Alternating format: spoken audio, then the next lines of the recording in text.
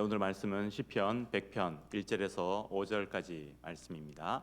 저희들이 함께 읽겠습니다. 온 땅이여 여호와께 즐거운 찬송을 부를지어다. 기쁨으로 여호와를 섬기며 노래하면서 그의 앞에 나아갈지어다. 여호와가 우리 하나님이신 줄 너희는 알지어다. 그는 우리를 지으시니요 우리는 그의 것이니 그의 백성이요 그의 기르시는 양이로다. 감사함으로 그의 문에 들어가며 찬송함으로 그의 궁정에 들어가서 그에게 감사하며 그의 이름을 송축할지어다. 여호와는 선하시니 그의 인자하심이 영원하고 그의 성실하심이 대대에 이르리로다. 아멘. 오늘 박재석 목사님 나오셔서 진정한 성공이라는 제목으로 말씀 증거해 주시겠습니다.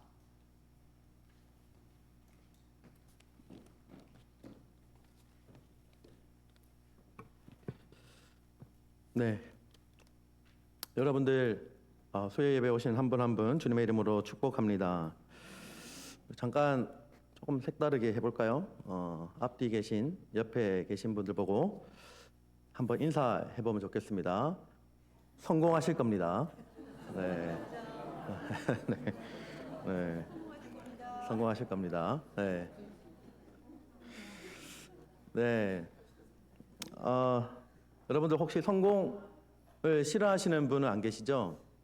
다들 어떤 방식으로든지 성공하고 싶으실 것입니다. 여러분들은 인생을 통틀어서 어떤 성공을 거두고 싶으십니까? 이 시간을 통해서 여러분들에게 있어서 성공은 과연 어떤 것을 의미하는지 한번 생각해 보시길 바랍니다. 한 분 한 분 다 각자가 생각하는 성공의 의미가 아마 다를 것입니다. 제가 미국에 와서 이제 4년을 넘어가고 있는데 예전에 또 이민 오신 또 여러분 가운데 오래 전에 이민 오신 분들은 이 미국 땅에서 정말 직장을 잡고 또 일을 하고 사업을 해서 이 땅 가운데 돈을 가지고 자신의 이름으로 된 집을 가지고 또 자녀들을 잘 키우고 대학까지 잘 보내는 것이 어떻게 보면 성공한 인생이라고도 표현할 수 있을 것입니다. 혹은 어떤 분들은 그것을 넘어서서 돈을 많이 버는 것을 넘어서서 자신의 이름이 조금 더 높아지는 것을 성공이라고 표현할 수도 있을 것입니다. 우리는 또 어떤 분들은 또 이런 분들도 있을 수 있죠. 크게 돈을 못 벌어도 괜찮은데 굉장히 가늘고 길게 가는 것이 성공한 인생이다라고 표현하시는 분도 계실 것입니다. 우리가 어떤 방식으로든 우리가 어떠한 다양한 모습으로든 우리는 다 성공하고 싶어 합니다. 요즘 들어서 보니까 점점 더 환우들이 더 많이 눈에 보이는 것 같습니다. 그래서 나이가 들어갈수록 건강하게 한평생 아프지 않고 살아가는 것이 어쩌면 인생의 성공이다라고 표현할 수도 있을 것이죠. 근데 우리는 각자가 수없이 많은 각자의 성공을 위해서 살아갑니다. 인생의 목표를 향해서 우리는 달려가고 있는 것이죠. 근데 여러분, 성공의 의미가 무엇인지 아십니까? 제가 국어사전을 찾아봤는데요. 성공의 의미를 이렇게 정의합니다. 성공이라는 뜻은 목적한 바를 이룸, 목적한 바를 이루다라는 것을 의미합니다. 자, 그러면 여러분들은 어떤 목적을 가지고 계십니까? 그리고 그 목적을 이루기 위해서 어떠한 노력을 기울이고 계십니까? 여러분들이 가지고 있는 성공, 즉 목적한 바를 이루는 것에 대해서 평생을 생각해 왔다면 혹시 나의 입장에서의 성공이 아니라 반대로 우리 하나님 입장에서 성공은 과연 무엇인가 생각해 보신 적이 있으십니까? 하나님 입장에서, 우리 입장에서가 아니라 하나님 입장에서 성공이라는 것은 다시 쉽게 말하면 하나님이 가지고 있는 목적한 바를 이루는 것입니다. 그렇다면 하나님께서 목적한 바를 이루는 것, 즉 여러분들을 향한 목적은 무엇일까요? 하나님 입장에서 우리를 향한 성공의 의미를 보기 위해서 웨스트민스터 소요리 문답 제1항을 한번 보려고 합니다. 질문을 이렇게 시작합니다. 인간의 제일 되는 목적은 무엇인가? 라고 시작합니다. 그거에 대한 답은 인간의 제일 되는 목적은 하나님을 영화롭게 하며 영원토록 그를 즐거워하는 것이다 라고 기록합니다. 그러면 성경 말씀에서는 과연 무엇이라고 표현하는지 한번 보겠습니다. 이사야 43장 21절 말씀을 함께 읽겠습니다. 네, 스크린 나오죠? 시작. 이 백성은 내가 나를 위하여 지었나니 나를 찬송하게 하려 함이니라. 아멘. 그 다음 말씀 한번 보겠습니다. 에베소서 1장 6절 말씀 함께 읽겠습니다. 시작. 이는 그가 사랑하시는 자 안에서 우리에게 거저 주시는 바 그의 은혜의 영광을 찬송하게 하려는 것이라. 아멘. 한 절 더 읽겠습니다. 에베소서 1장 14절 말씀 함께 읽겠습니다. 시작. 이는 우리 기업의 보증이 되사 그 얻으신 것을 속량하시고 그의 영광을 찬송하게 하려 하심이라. 아멘. 하나님께서 우리를 향한 목적한 바가 바로 하나님을 찬송하게 하며 그 은혜의 영광을 찬송하게 하는 것이다 라고 성경 말씀은 기록합니다. 하나님 입장에서 성공이라는 것은 하나님께서 지으신 피조물인 인간이 우리가 하나님의 뜻에 맞게 지으신 목적에 맞게 하나님께 영광을 돌리며 하나님을 찬송하는 것이 성공인 것입니다. 여러분, 우리는 하나님께 지음받은 존재입니다. 그러면 우리에게 있어서 성공의 의미도 이제는 조금 바뀌어야 하지 않을까요? 지으신 분의 목적대로 사는 것이 가장 행복하고 가장 기쁘지 않을까요? 그것은 바로 오늘 말씀에서 나오듯이 하나님을 찬양하고 하나님께 영광을 돌리며 예배의 자리 가운데 나아가는 것입니다. 예배를 잃어버리면 우리는 모든 것을 잃어버리는 것입니다. 하나님을 찬양하며 경배하며 영광을 돌리는 예배에 우리의 모든 것을 걸 만한 가치가 있음을 깨닫기를 바랍니다. 오늘 말씀 시편 100편 1절 말씀에 이렇게 기록합니다. 온 땅이여 여호와께 즐거운 찬송을 부를지어다. 아멘. 하나님께 찬양하는 것은 하나님이 만드신 모든 피조물입니다. 온 땅과 온 피조물이 하나님께 찬양을 드리는 것입니다. 그러면서 하나님께 기쁨으로 노래하면서 하나님 앞에 나아가야 된다고 성경은 말씀하고 있습니다.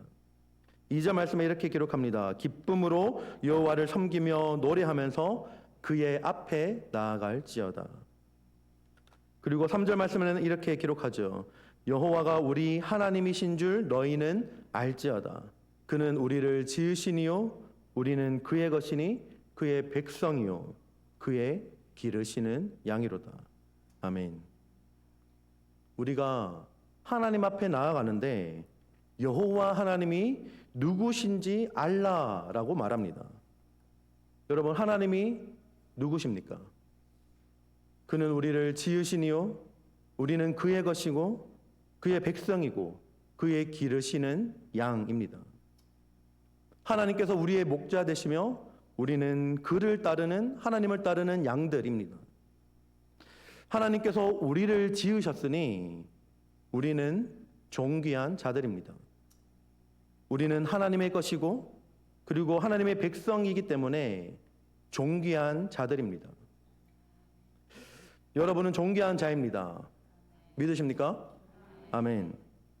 여러분, 제가 예전에 한국에서 굉장히 좋아했던 프로그램이 있는데요. 아마 중학교 때였던 것 같습니다. 진품 명품. 아시는 분 계신가요? 이게 아시면 이제 약간 연세가 드러나시는 상황인데, 뭐 어쨌든 제가 중학교 때 교회 예배를 마치고 항상 이제 근처에 있는 고모집에 가면은 항상 그 TV에서 진품 명품을 하였습니다. 항상 주일날 이 프로그램을 하더라고요. 별의별 희한한 물건들을 다 가지고 와서 이제 상품에 감정을 받습니다. 집에 있는 골동품, 뭐 굉장히 비싸 보이는 도자기를 가지고 나옵니다. 의뢰자가 가지고 나와서 TV에서 이것이 전문가한테 과연 얼마입니까? 라는 감정을 받는 것이죠. 그 참가자의 얼굴을 보면 과연 우리 집에 대대로 물려오는 이 갑오와 같은 도자기 혹은 다른 물건들이 얼마나 많은 값어치를 가질까 굉장히 기대하는 마음으로 TV의 프로그램에 출연합니다. 그래서 어떤 분들은 그 기대를 충족해서 막 어떤 감정가는 1억이 나오기도 하고요. 어떤 감정가는 막 3억이 나오기도 하고 또 어떤 거는 굉장히 비싸 보이는데 막 50만 원 막 이렇게 나오기도 합니다. 굉장히 실망하는 얼굴이 다분히 TV에도 보이죠. 그런데 그 프로그램을 보면 그것이 비쌀 때는 그 물건이 진품이어야 가격이 비쌉니다. 가짜는 어떤 모방 제품은 가격이 비싸지 않습니다. 그리고 또 가격이 비싸게 책정되는 경우가 뭐냐면 그 물건에 희소성이 있을 때입니다. 여러분 쇼핑 좋아하시는 분 아마 아실 겁니다. 어떤 물건을 살 때 한정판, 리미티드 에디션 막 이런 말이 붙으면 가격이 막 치솟아 올라갑니다. 여러분 제가 예전에 한국 방송에서 어떤 방송을 봤는데 굉장히 경악한 방송을 본 적이 있습니다. 여러분 한글을 만든 분이 누구죠? 네, 미국에 왔다고 벌써 그것조차 까먹으신 건 아니죠? 네, 세종대왕이죠. 뭐 거기에 따랐던 많은 성균관 학자들이 같이 연구를 했다고 하지만 그런데 훈민정음이라는 것을 여러분들 아실 겁니다. 그런데 훈민정음 해례본이라는 것이 있는데 이것에 대해서 방송을 한 적이 있습니다. 훈민정음은 세종대왕이 창제했는데 이 훈민정음에 대한 한문으로 된 해설서가 있습니다. 이것을 훈민정음 해례본이라고 하는데 뭐 이것이 중요한 것이 아니라 뭐 어쨌든 이것이 한국에서 발견이 되었는데 사실 하나밖에 없는 줄 알았다가 이제 한국에 있는 상주라는 지역에서 해례본이 하나 더 발견이 된 겁니다. 엄청난 사건이었죠. 한번 이미 발견된 그 하나의 훈민정음 해설서가 유네스코 세계 기록 문화유산으로 지정되어 있습니다. 그런데 한 개 더 이것이 발견되었는데 이것은 더 엄청난 값어치를 가진다라고 합니다. 여러분 이 새롭게 발견된 훈민정음 해설서가 감정평가액이 얼마인지 아십니까? 얼마 정도 할 것 같으십니까? 제가 들어본 액수 중에 진품 명품 혹은 그 모든 프로그램을 통틀어서 가장 비쌌던 것 같습니다. 바로 미국 돈으로는 잘 모르겠습니다. 한국 돈으로 1조 원이라고 합니다. 1조 원. 잘 감이 안 오시죠? 그만큼 값을 매길 수 없을 정도의 문화재적 가치를 지니고 있다라는 것이죠. 여러분, 전 세계에 2개밖에 없는 이 훈민정음의 값어치가 무려 1조 원이라고 합니다. 제가 왜 이렇게 장황하게 이것에 대해서 설명할까요? 여러분은 정말로 훈민정음 해례본보다 이 훈민정음보다 더 존귀한 자들입니다. 여러분은 세상에 한 명밖에 없습니다. 여러분은 리미티드 에디션 그 자체입니다. 여러분은 그 스스로도 어떤 것으로도 돈으로 살 수 없는 값어치를 가지고 있죠. 그 어떤 누구도 여러분을 대체할 수 없고 하나님의 손길로 지어진 걸작품이 바로 여러분입니다. 때로는 세상에서 많은 사람들이 그렇게 이야기를 합니다. 사람의 생명에 대해서 매긴 생명보험의 액수가 우리의 가치라고 생각되어질 때도 있습니다. 그런데 우리는 값을 따질 수 없을 만큼 하나님께서 지으신 존귀한 자들입니다. 누구도 이 사실을 부인할 수 없습니다. 하나님께 지음받은 자로, 특별한 존재로 지음받은 자로, 그리고 하나님을 믿는 자로 하나님 앞에 나아갈 수 있는 특권을 우리는 가지고 있습니다. 그런데 하나님 앞에 나아갈 때 이제 그러면 어떻게 나가야 될지를 오늘 4절 말씀에서 이렇게 말합니다. 함께 읽겠습니다. 시작. 감사함으로 그의 문에 들어가며 찬송함으로 그의 궁정에 들어가서 그에게 감사하며 그의 이름을 송축할지어다. 아멘. 여러분 말씀을 보시면 궁정이라는 단어가 나오죠. 여러분 궁정에는 누가 있을까요? 네, 왕이 있죠. 그 궁정에 계신 우리의 왕 대신 하나님 앞에 나아갈 때 우리가 갖춰야 될 태도는 바로 감사해야 한다는 것입니다. 감사함으로 그 문에 들어가며 찬송함으로 그 하나님께서 계시는 왕 대신 하나님께서 계시는 그 궁정에 들어간다라고 말씀합니다. 우리의 신앙을 스스로 평가해 볼 수 있는 척도가 하나 있습니다. 그것은 바로 여러분의 입에서 불평, 불만이 맞느냐 아니면 감사가 맞느냐입니다. 여러분 감사가 무엇일까요? 하나님이 허락하신 것들에 대한 인정입니다. 여러분 은혜를 받으면 사람들이 은혜를 받으면 입에서 감사가 넘쳐납니다. 같은 상황인데도 예전에 사람은 같은데 동일한 상황을 겪는데 예전에는 막 불평 불만이 나왔던 상황인데 은혜를 받으면 같은 사람이 같은 상황을 맞이하는데도 감사하다라고 표현을 합니다. 여러분 시간이 지나면 때로는 이 은혜가 사그라들고 입에서 원망과 불평이 자꾸 들어오게 됩니다. 여러분 성경에서 보더라도 이스라엘 백성들은 어떻습니까? 애굽에서 탈출하게 하실 때만 해도 좋았죠. 하나님의 능력을 경험했고 모세를 통해 일하시는 하나님의 전능하심을 경험하였습니다. 그리고 하나님의 능력을 눈으로 목도하였죠. 그런데 이제 시간이 지나서 광야 생활을 할 때 어떠했습니까?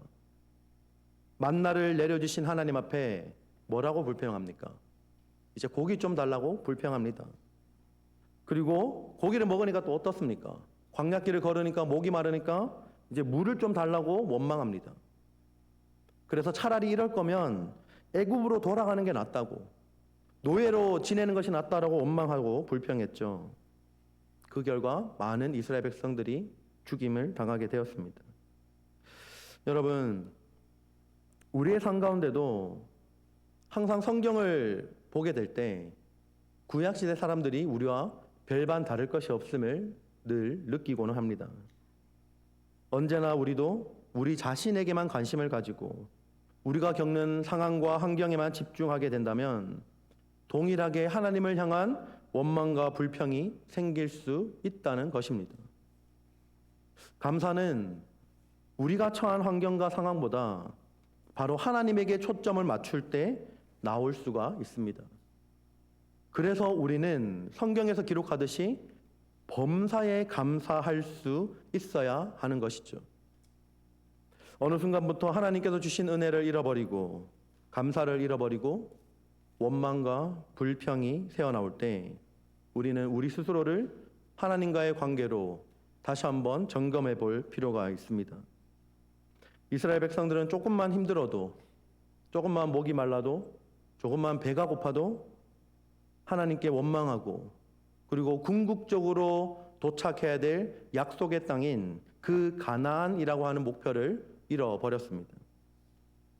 지금 앞에 놓여진 현실에 그들의 눈이 가려졌기 때문입니다. 여러분, 우리의 인생도 동일합니다. 우리가 생각한 대로 이루어지지 않고 모든 것이 실증이 나고 힘들고 어렵고 상황은 전혀 나아질 기미가 안 보이더라도 우리의 목표를 잃어버려서는 안 됩니다. 우리는 이 땅에 영원히 사는 사람이 아닙니다. 우리의 목표는 영원한 하나님 나라입니다. 하나님 나라에서 영원한 생명을 누리는 그날을 기대하며 믿음으로 현재 상황이 어떠하든지 간에 뚫고 나갈 수 있는 삶을 살아가는 것, 우리는 이러한 삶을 살아가야 합니다. 우리의 인생의 끝에 영원하고 영광스러운 하나님의 나라가 있음을 믿음으로 기대하고 그것을 바라보며 기대하며 살아갈 때 우리에게 감사가 회복될 것입니다. 이렇게 감사함으로 하나님 앞에 나아가 찬양하는데 우리의 찬양을 받으시는 왕이신 그 하나님이 어떤 분이라고 소개합니까? 오늘 5절 말씀을 함께 읽겠습니다. 시작. 여호와는 선하시니 그의 인자하심이 영원하고 그의 성실하심이 대대에 이르리로다. 아멘.